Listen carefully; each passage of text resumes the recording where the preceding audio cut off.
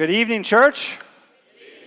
It's good to be back with you all. I'm happy to be here on this evening, take a couple weeks off. Happy to be back. But before we jump into our sermon tonight, we have a huge announcement, big announcement, okay? That is this.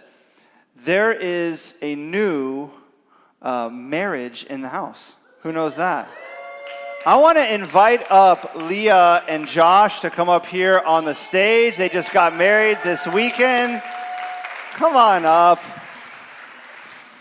So if you guys could share your story with people in the back afterwards, come on up. Josh is our worship leader, creative worship leader, director. He is many things to many campuses. And you've been here, Josh. That was a low high five. I love that. It's that you're teaching friends before marriage. That's really important. And they got married this past weekend. And Leah, you've been at the church now for 6 years? 6 years. And here's what's really special. It's not just that Josh is on staff here and is doing a phenomenal job in worship and creativity, and Leah is one of our key leaders. Leah served as a deacon for several years. She serves on our vision advisory board and does a lot of other things in the life of the church. But here's what's really cool. They met here. They met here through this community and this church. And so I want to give you guys a moment. If you want to say anything to the church, because, we share in this, You know what I mean? Here you go. I want to put you on the spot, make you awkward. Like a this could happen to you. Yeah, this could be you, Yeah, there you go. You come to Crossbridge, pay your tithes, Find a wife. Find a wife, Leah's better at this than I am. She did this morning. Well, it's funny you mention it because I remember about 6 years ago, I was doing some sort of mission event, and I was standing next to Carter, and he was like, Leah, you're gonna find a man in Miami and fall in love, and you're gonna get married. And I literally went, bleh. It's called the gift of prophecy. I don't know. God was like, LOL, look at this. But yeah. Just want to say thank you to all of you for being our friends and our family, away from our families. Shout out to Sarah Cray. We were friends for a year before we dated, and we would not have gone on our first date had it not been for Sarah being like, come on, guys, what are you doing? Hey, give her a round of applause for Sarah. So if there's anyone that you should be congratulating, it's her. That's true. And yeah, thanks for all your support. Thank you, hopefully, for your prayers and your encouragement. Yeah, we're really happy and excited to share this with all of y'all. I love it. Well, hey, let's pray for them as they're 1 week into marriage. And if you want to extend your hands as we pray together as a church over you guys, we'd love to pray for you. God, we thank you for Josh and for Leah, not only for their talents and their time and their treasure, the investment they've made in the life of this church, but just thank you for their marriage. Thank you for calling them together. Lord, this was in your plans before they ever knew it, before anyone ever knew it. And Lord, you want to use them as not only a blessing to others, but as an example of what a relationship looks like that's founded on Christ. And so we just want to thank you for this day of celebration. We want to thank you for their lives. We pray that you would protect them, that you'd go before them, Jesus, that you would guide them and give them clarity and discernment as they navigate marriage together. And Lord, we want to give you all the honor because this is a great gift that you have given us. That is marriage, and so we want to thank you for that and honor them this evening. It's in Jesus' name we pray. Amen. Amen. Thank you, guys. So make sure to congratulate them after the service. I'm really excited for you all. So as I said, we're going to jump now into the sermon. If you've been with us this summer, you know that we are doing a new series called Wrestlers or Wanderers and Wrestlers. And we're picking up in episode 4. I said last week we wanted a big thanks to Pastor David and one of our elders, Phil Nicholas, as well as Pastor Marcus last week for filling in while I was out of town. And it's just been great to kind of refresh and come back and step into the series this evening. We're going through the life of some of the patriarchs of the faith in the book of Genesis. And so if you have your Bible with you, you can turn to Genesis chapter 16. If you have the Crossbridge Brickell app, click on the notes icon. Follow along. We want you to engage together with us, all of us together in God's Word as we move through this passage, Genesis chapter 16 this evening. So the title of the sermon is Pride and Promise, and that is because these are two of the major themes that God is teaching and the narrator is developing here in Genesis chapter 16. There's an expression that goes with pride that I think almost every single person here in the room is familiar with, and that is this: pride comes before the fall. Now, maybe you don't know this, but that expression comes from the book of Proverbs. That's where it originated. It's also connected to the very first fall, the great fall in Genesis chapter 3, where Adam and Eve, in their pride, ate of the forbidden fruit, and they fell, sin entered the world. So this expression has become infamous in many cultures all over the world, and I think it's because it's prevalent. Because it's not just found in stories in the Bible, it's found in our lives. There are many times and many occasions where pride wells up within us, and we experience, as a result of that, a fall of varying levels and degrees depending on the circumstance. This happens for me almost every single time I go to a buffet. Anyone else resonate with that? You go to a buffet, and if you're like me, you'd say to yourself, I must eat everything. I must try everything because it's a buffet. So I don't have to pay for individual items. I get to eat all of them. And so what I typically do is I make that a mission, and I get several plates, and I create the Himalayas through plates, and then I eat all of them. And one of the things I'll never forget, one of the greatest buffet periods, I think, in human history was early 2000s, 2001, 2004, Pizza Hut buffet. You guys know about Pizza Hut buffet. If you don't, Google it, okay? Cinesticks, pasta, bread rolls, pizza is unbelievable. But if you engage a buffet like me in pride, guess what happens? A great fall. Because you eat so much food, your body starts to attack you because it's angry that you've put way too much food in your body. You need to go to sleep for several days and then wake up. You feel so uncomfortable. Pride comes before the fall. It happens in funny ways, in insignificant ways like a buffet, but it happens also for us in significant ways, ways that cause great conflict and adversity and suffering for us. And that's what happens here in Genesis chapter 16. Pride comes before a great fall. Now let me give us a quick recap as we dive into our passage tonight. So here's what's taken place. Genesis chapter 12 is where we started. God comes to Abram, and this is Abram before his name is changed to Abraham, and Sarai before her name is changed to Sarah. God comes to Abram in Genesis chapter 12, and he gives Abram this great promise. He's going to be the father of a great nation. He's going to have many offspring. He's going to be placed in a new land, and there he will be a blessing to others, and God will bless him. It's a profound promise.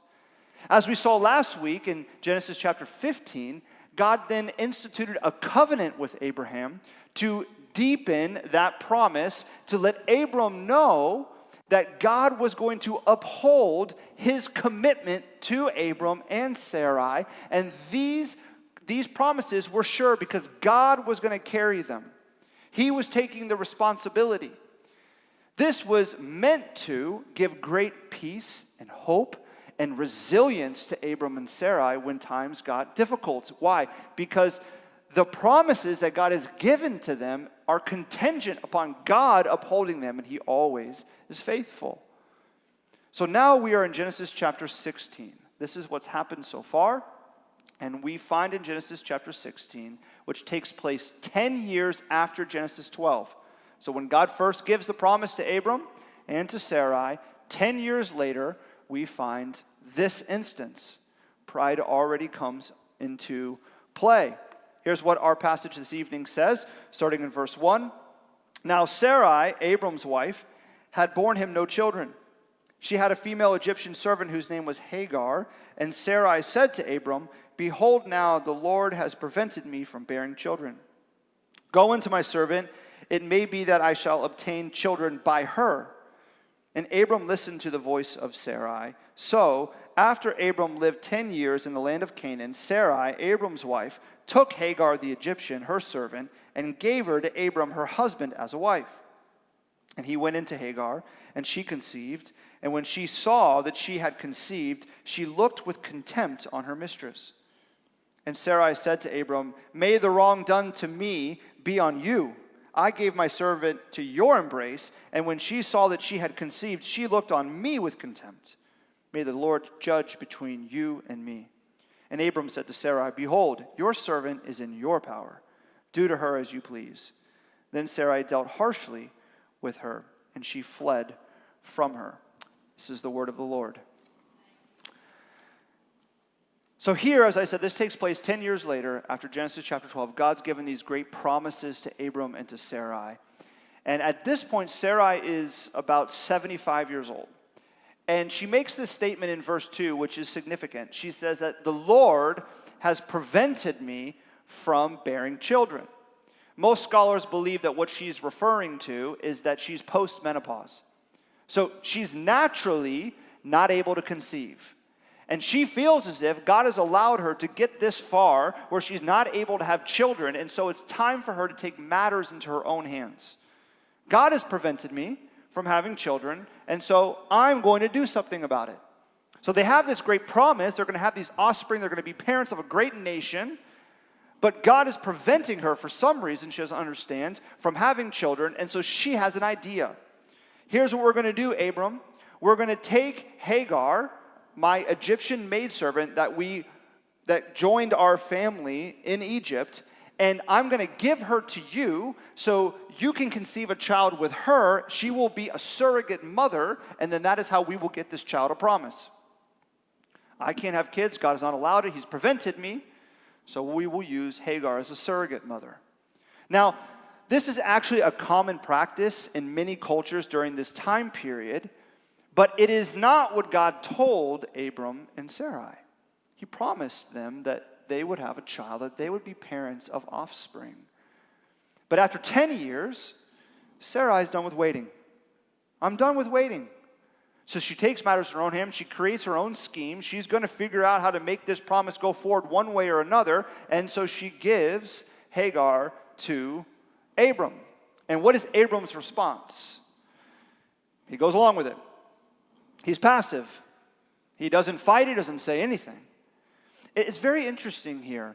In this passage where you see this pride well up in Sarai, and we see in Abram too, the narrator is wanting you to connect this story in Genesis chapter 16 to another story that's taken place previously. And that is in Genesis chapter 3, the very first instance of pride creating a great fall. Here's how it's connected. So in Genesis chapter 16, there's a progression of verses that's really important. It says that Sarai saw Hagar, she took her and gave her to her husband. What does Genesis chapter 3 verse 6 say? Eve saw the fruit, that it was good. She took it and she gave it to her husband. It's the exact same progression of verbs. And when Abram receives this invitation, this idea from Sarai, who saw and took and gave, what does he do? He goes along with it. He's passive. And in the garden, in Genesis chapter 3, when Eve takes the fruit and gives it to her husband, what does Adam do? He goes along with it. He's passive. He partakes of the plan. You see, the reason that the narrator is developing this is because he wants to punctuate the point that pride comes before the fall, and he wants you to see Sarai's foolishness and Abram's passivity. Because what results from this pride as they try to take God's plans into their own hands because they're tired of waiting is that it brings about a great fall in their family. It brings about great destruction to their home. Martin Luther, the German reformer, he spoke about this expression that St. Augustine coined, which is incurvatus in se. That means that we as human beings are curved in on oneself. So Augustine speaks about this, and Martin Luther further develops that we as human beings, because of our sin, our natural inclination is to curve in on ourselves. In fact, the classic imagery of this expression is someone who is a hunchback. And Martin Luther begins to expound this, and he speaks about this nature that we have, incurvatus in se, that we're curved in on ourselves. And he has this quote. Listen to this. He says, our nature, by the corruption of the first sin, being so deeply curved in on itself that it not only bends the best gifts of God towards itself and enjoys them, or rather even uses God himself in order to attain these gifts, but it also fails to realize that it so wickedly, curvedly, and viciously seeks all things, even God, for its own sake. You see, this is seen both in Genesis chapter 3 and Genesis chapter 16. Genesis chapter 3, Adam and Eve are so curved in on themselves that they use God for their own sake. They use the best gifts of God because they believe it's good, and they take matters into their own hands because they're curved in on themselves. Here in Genesis chapter 16, the same exact thing happens. Sarai and Abram take matters into their own hands. They're curved in on themselves. They're going to figure it out one way or another because their gaze is upon themselves. They're curved in. And this actually is developed even in our current culture. There was a New Yorker magazine that came out in 2015. Check out this picture. You see that? It's a picture of a man curved in on himself looking at his phone. And the article talks about how in our society, we have become curved in on ourselves. References incurvatus in se, that we have taken this little device that is in our pocket and we look to it to satisfy all of our individual cravings and desires. And so what it's creating in us is this curving into ourselves, this selfishness, this hyper-individualism that causes us to think only about ourselves and to use even your phone as a gateway or the means to the end of fulfilling your desires. You see, before we read a passage like Genesis chapter 16 and we see Abram and Sarai and they can't even wait 10 years, they get impatient, they take matters into their own hands, they're curved in on themselves, they're full of pride and create this great fall in their family. Before we look on them with judgment, it's really important for us to remember that we're the same way. We do the same thing.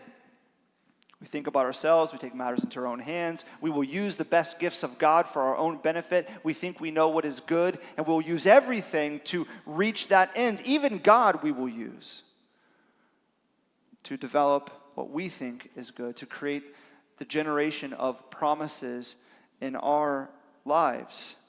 This happens for them, Abram and Sarai, it happened with Adam and Eve, and it happens with you and me.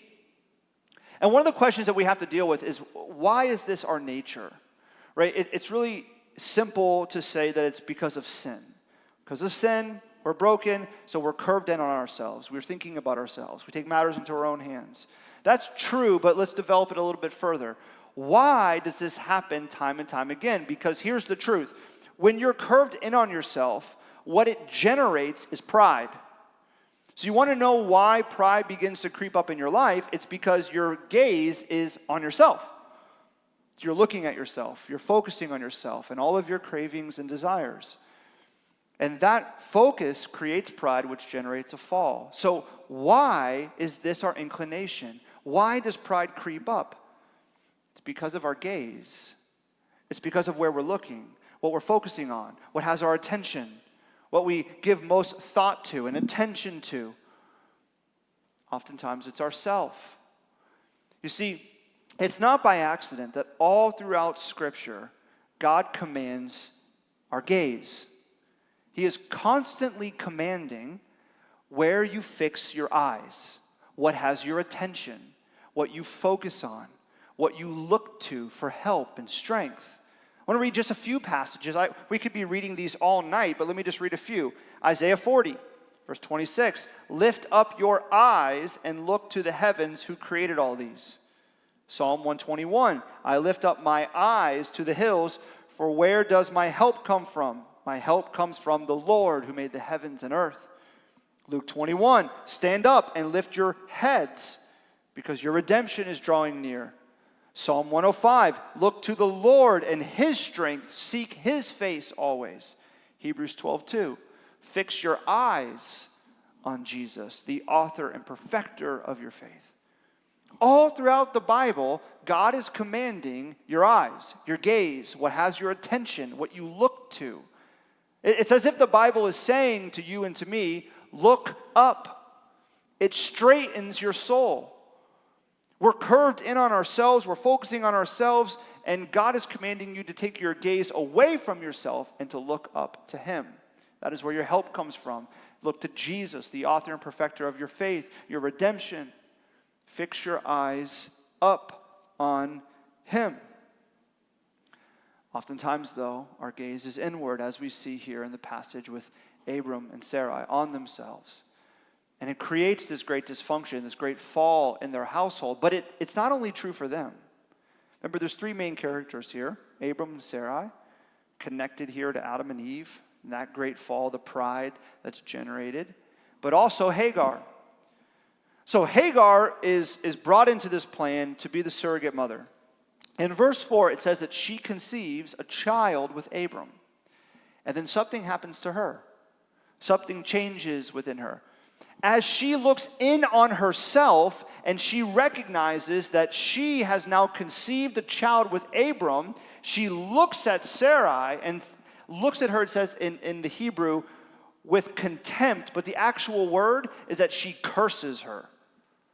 So as she now has Abram's child, she looks at Sarai, his wife, and views her as less than. She begins to curse her because she can't conceive a child, and she has a child, so she is superior. Pride begins to well up in her because she has this baby. Sarai doesn't. And what does Sarai do? As this takes place, she acts like Eve again, and she goes and she blames her husband. She goes to Adam. Hey, this is your fault. I don't know what happened. I gave her to you, and now all of a sudden she's cursing me. She's looking at me with contempt. What did you do? Why did you allow this? And then what does Abram do? He acts just like Adam. He shrugs off all responsibility. He says, hey, this is your mess. This was your plan. This was your idea. You fix it. And then so she goes, it says, to Hagar, and she is harsh and overbearing with her, and Hagar flees and runs out to the wilderness. What a mess. All because of pride. Pride in Sarai, pride in Abram, pride in Hagar, which creates this great fall. As Hagar is fleeing in the wilderness, she's really going through a desert. She's making her way back to Egypt. It says that she stops at a spring, which is always the symbol in the desert of life and hope. So she stops at a spring as she's running away and fleeing, and the angel of the Lord shows up to meet her and commands her to go back. God comes to her at this spring as she's fleeing and tells her to go back. Now that had to have been shocking, right? She's just been treated poorly by Sarai. She's run away from a mess, a dysfunctional family, and God is telling her to go back. Why? Why is God telling her to go back? You could think of maybe a few possible things. One, you could think, okay, maybe it's because it's not only her child, it's also Abram's, and he should have the opportunity to be a present father. That's a viable idea. Secondly, maybe it's because running away from your problems never solves anything.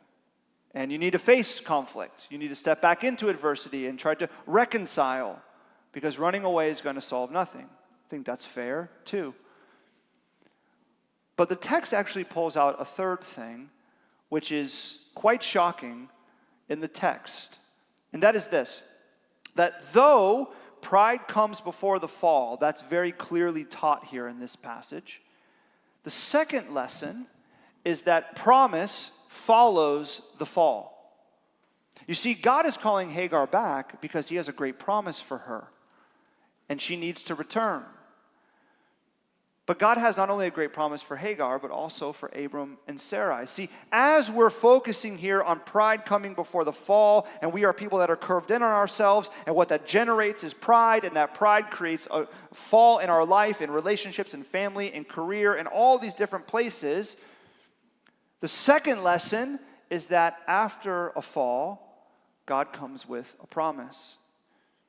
You see, Abram and Sarai, after this instance, they have an encounter with God, or Abram does, in Genesis chapter 17.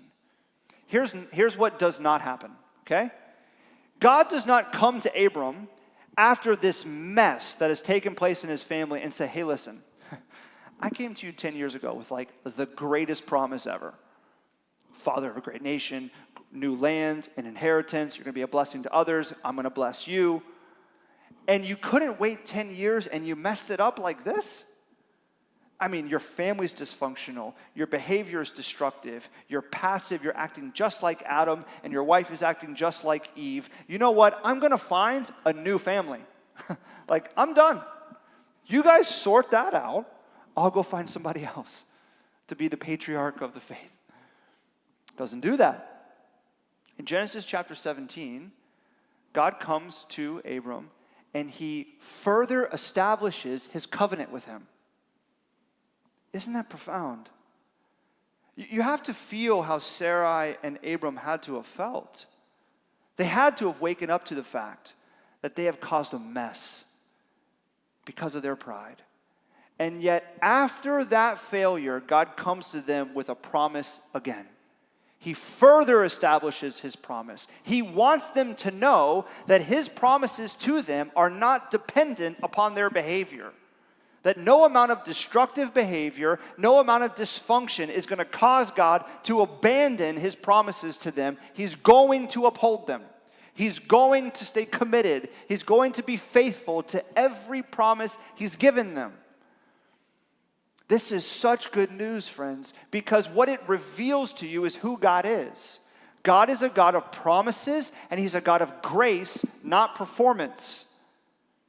God does not look at you and he says, you know what? You've had a really bad month, and I had some great blessings and some great promises for you, but you are dysfunctional and your behavior is destructive, so I'm going to find somebody else to give those promises to. That is not how God operates. God is a God of grace. When he gives you promises, they are final. He carries them forward.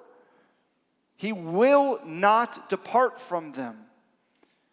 You see, after us reading God's word together, we're going to partake of the new covenant meal, communion, symbolizing the breaking of Jesus' body and the shedding of his blood so that you and me could be children of the promise, that we could be a part of this new covenant. And God has promised that he is going to carry you forward regardless of how good of a week you had or how good of a year you had morally.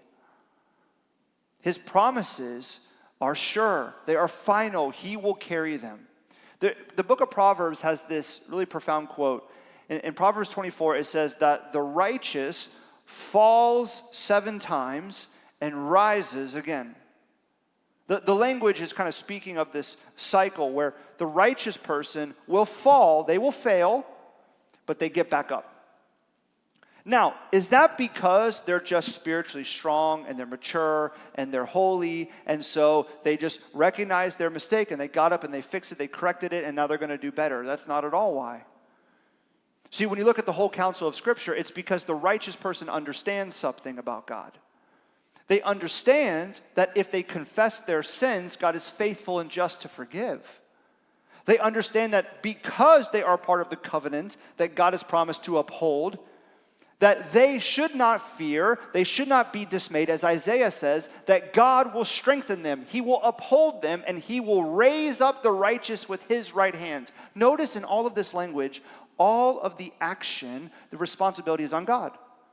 He will strengthen, he will uphold, he will be our help, he will raise up the righteous. See, the righteous fall, but they rise because they understand the nature of God. That he is a God of grace. He is a God that carries us forward with the promises that he has given. And it is not dependent upon your behavior. I hope that is good news for somebody. If you had a rough week, you had a rough month, you had a rough year, that you're like, you know what? God, thank you that your promises and your blessings that you have bestowed upon me, that promise that you're going to work everything for good in my life is not dependent upon how good I am, but it's because you're good to me. And he reinforces that with Abram and Sarai after this great fall, a massive dysfunction in their family. But maybe you resonate with Hagar. Maybe you feel a lot like her. Because Abram and Sarai were very much in. God is establishing this covenant with them. There's these profound promises given to them. They've already seen God blessing them in different ways. They're kind of part of the in crowd. Hagar has to feel like the outsider. I think that's probably why she ran. She doesn't feel a part of the family fully. She's running from that dysfunction, but she's also running from God. And God chases her down and meets her at that spring as she's departing and heading back to a place of safety, which was Egypt for her. And when God comes to her as she's running away, he gives her not some cold command just to go back, like, Hagar, you got to go back because that's also Abram's child and he needs the right to be present. He comes to her with a promise. After her failure, after the pride in her life, here's what he says to her in verse 10. The angel of the Lord said to her, Hagar, I will surely multiply your offspring so that they cannot be numbered for multitude. Later, it's further established that God is also going to protect the offspring of Hagar. Here's the promise. God comes to her at this spring, symbolizing life and hope, and he commands her to go back, but he says, listen, I want you to understand that I empathize with you. Verse 11 says that God listened to her affliction. See, God listens to the oppressed and the hurting and those that are crying out in pain and crushed and broken in spirit. And he comes to her in the midst of that, and he gives her a promise that she's going to be the mother of a great nation that God will protect. Can you imagine how she must have felt?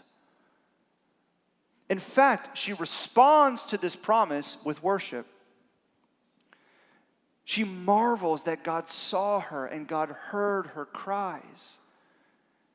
See, if you resonate with Hagar, you feel like an outcast. You feel like an outcast in the church, or maybe you feel like an outsider to God. And maybe your natural reaction when pride wells up in your life because you're curved in on yourself and it generates a fall, your natural reaction is to run. Out of shame, out of fear. You run away from God, you run away from people, you hide. It's great news that God hears. He sees. He hears your cries. He sees your affliction. He hears those prayer requests that you've been praying year over year over year, and you're like, God, are you listening? He hears you. In fact, Hagar, the child that she's conceived is named Ishmael. Do you know what Ishmael's name means? God hears. God hears. He hears you. He heard her. And here in this passage, Hagar is given one of the most profound opportunities and privileges in all of Scripture. She is the only person that confers a name on God. She gives God a name. She says, God, you are a God of seeing. Only instance in the Bible when a human being gives a name to God. Hagar has that privilege. See, God saw her and listened to her in her affliction, in her pain, in her running away, and he met her with a promise. Abram and Sarai, who were definitely part of the insiders, God also met them with a promise in Genesis chapter 17. Because pride comes before the fall, but promise follows the fall every time. God hears you. He sees you. He listens to you. Your requests and your needs are not floating out in thin air. He is present. And he cares and he listens. And he is carrying forward the promises that he's given to you, even when you can't see it. Here's the problem for us, is I think that sometimes we hear this, that God hears us and he sees us and he cares for us and we're valuable to God. And if you've been at church for any amount of time, you've probably heard that message so many times. but we struggle to believe it because we've been praying something for years and there's been no movement. We look in our life and we see certain things that we really believe that we need and we desire so deeply, and they're not prevalent, and we don't feel like we have the right things in our life to flourish. And we feel like, God, are you listening? Do you care? I mean, did I do something? Feel as if we're not valuable to God. I want you to know you're valuable to God, and I want to explain it like this. I have a Seiko watch right here, okay? I know, don't be jealous. But after the service, I'm going to sell this watch for $50,000. So if you want to buy it, let me know. It's on sale, okay? It's not worth $500, but I'm selling it for $50. It's not even worth $100 probably, but I'm selling it for $50. Actually, every single time I put it on, I have to adjust it doesn't keep time. So it's one of the problems of this beautiful watch. But I'm selling it for $50,000. No one's going to buy it. Right? No one in the world would buy this watch for $50,000. You can't even keep time. Why? Because it's not worth that. But how do you determine worth? See, value and worth is determined by what somebody will pay for it. See, if someone paid $50,000 for this watch for some reason, it would be worth $50,000. But nobody will, so it's not. Worth and value is determined by what somebody will pay for something. And when you spend your money to purchase something that is valuable, what do you do with that thing? You care for it. You protect it. You maintain it. As an example, maybe you have been saving up to invest in art. Art Basel's coming up in December. You're like, I'm going to get a really nice painting. Been saving. So you go and you find some painting and it just spoke to you. You know, you saw it, the colors were all mixed together, but it spoke to your soul and you invested in it. Now, when you take that painting home, you're going to do a few things because you spent a lot of money. Now it's very valuable to you, so you want to care for it. You're going to put it in a nice frame. You're going to mount it on a very secure mount on your wall, not in the drywall, but on the frame of the house or the apartment. You're going to make sure that it's not mounted in direct sunlight because you don't want the painting to fade. You're going to make sure that there's a humidor in your house because nice art should never be above 55% of humidity. So in Miami, you need 10 humidifiers, okay? 10. You're going to make sure nothing's there that's going to knock into it. You're going to dust it often so that dust doesn't get into the crevices of the frame and creep into the art. You're going to do everything you can to make sure that you protect that painting because it's so valuable to you because it came at a great cost. Sometimes I think that we don't believe deeply that we're valuable to God because we don't see God caring for us in the way that we would imagine He should if we were as valuable as we see Scripture claim. I feel like, God, okay, maybe I'm a painting in your house, but I feel like you put me in direct sunlight. Like I'm fading. Or God, okay, maybe I'm a painting, but you opened the doors and turned off the humidifier and I'm withering. Like I believe maybe I'm part of the family, but I don't believe that I really matter to you. I don't believe that you're listening to me. I don't believe that I'm valuable to you. I don't believe that you care because I don't have the right things in my life that I believe that I need. And I can tell you that your finite mind cannot understand the infinite plans of God. And maybe that can give you some comfort that time for you and God is very different. And sometimes in life, you think something is so good and you have to have it. And if you give a little bit of time, you look back and you're like, God, thank you for not giving me that thing. That would have been tragic. But it's hard in the moment, which causes us to curve in on ourselves and take matters into our own hands, just like Abram and Sarai, who are like, God, we've been waiting 10 years. You're preventing us from having kids, so we're going to figure it out. We're withering. We're fading. Didn't feel valuable to God. Here, I want you to hear this. Every single time that you think in life that you are not valuable to God, He doesn't care, He's not listening, here's how you know that God hears you and that He sees you. It's because He paid the greatest cost for you. He paid the cost of His eternal Son. God the Father sent Jesus Christ the Son to give his life for you, to take your sin and your shame and your guilt, to be separated from the Father on the cross, and to be buried for you. God didn't have to, but he did because he loves you and he values you and he invites you to be a full citizen in his family. He has given you all of the promises, not only in this life, but eternally. He values you because he paid the greatest cost for you. There is no greater cost, and yet he paid it. So whenever you think, I don't know, God, if you care about me, are you listening to me? Why aren't you responding to me in the way that I think you need to? Remember that he paid the greatest cost for you. So you have to be valuable to him, or else he never would have paid the cost. He loves you. He sees you. He hears you. And every single time that you fail or you fall because of pride often, he wants to come back with a promise.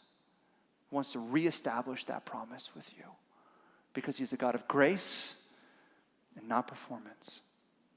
Amen? Will you pray with me?